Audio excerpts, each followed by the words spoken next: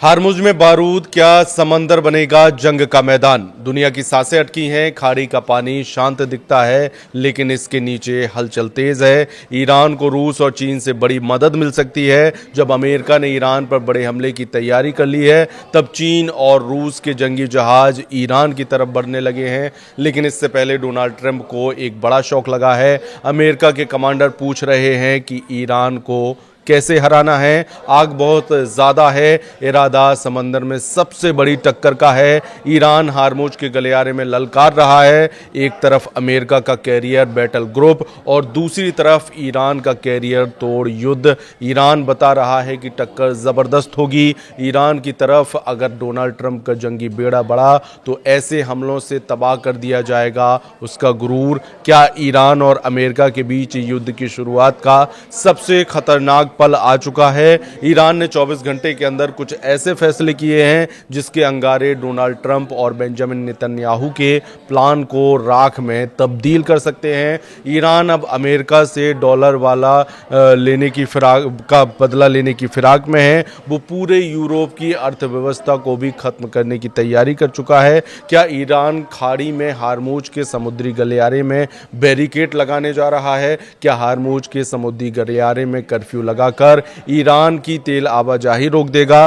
क्या दुनिया के सबसे बड़े चेकिंग पॉइंट पर कब्जा करके ईरान अमेरिका की गर्दन पकड़ने में कामयाब होगा? ईरान में रेवोल्यूशनरी गार्ड्स के सबसे बड़े कमांडर ने हॉर्मुज का जायजा लिया। जनरल कासिम सुलेमानी वाला ओहदा संभालने वाले मेजर जनरल मोहम्मद पाकपूर ने इरादा बता दिया है। ईरान अब खाड़ी में अमेरिका को हराने के लिए पूरी तरह तैयार है। ये फारस की खाड़ी है और ओमान की खाड़ी और आगे अरब सागर को जोड़ने वाला हारमुज गलियारा है। और यहाँ पर ईरान की नेवी ने बता दिया है कि वो इस इलाके में ऐसा बैरिकेड लगाएगी कि ट्रंप की युद्ध की हवा निकल जाएगी। हारमुज का समुद्री गलियारा पूरी दुनिया की अर्थव्यवस्था की गर्दन है और यहां ईरान का कब्जा डोनाल्ड ट्रंप की कुर्सी तक हिला सकती है। ये तेल और गैस के खजाने पर बैठे अरब देशों को तबाह कर सकता है और इसीलिए ईरान के सर्वोच्च नेता अली खामनेई भी कह चुके हैं कि इस बार ये जंग क्षेत्रीय युद्ध में तब्दील हो जाएगी।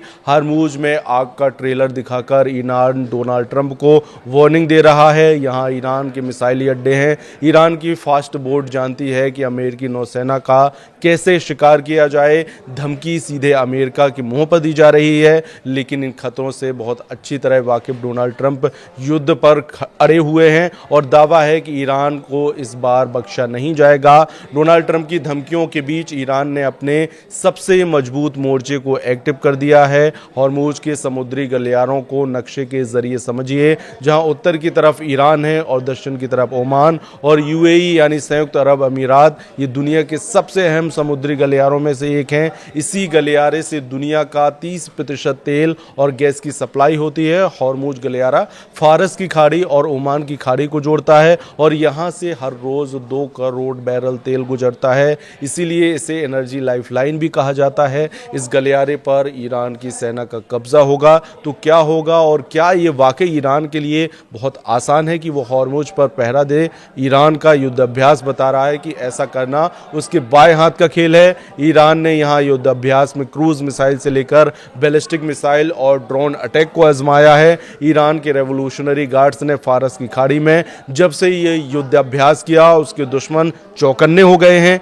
ईरान के पास एक मजबूत एंटी शिप वाली मिसाइल पावर भी है और यही इसे इस बेहद खास समुद्री इलाके में सबसे बड़ी मिलिट्री पावर बना देती है। अब ईरान की नौसेना के कमांडर बता रहे हैं कि समुद्री इलाके पर दबदबा कायम रखने के लिए उसकी नई मिसाइलें तैयार हैं। ईरान का मैसेज साफ है कि उसके समुद्री इलाके से दुश्मन कम से कम 2000 किलोमीटर दूर रहें, नहीं तो वो उसका जहाज डुबोने से हिचकेगा नहीं। चाहे वो स्ट्रेट ऑफ हॉर्मुज हो, फारस की खाड़ी हो या फिर ओमान की खाड़ी, इस इलाके में ईरान अपना दबदबा बनाए रखना चाहता है।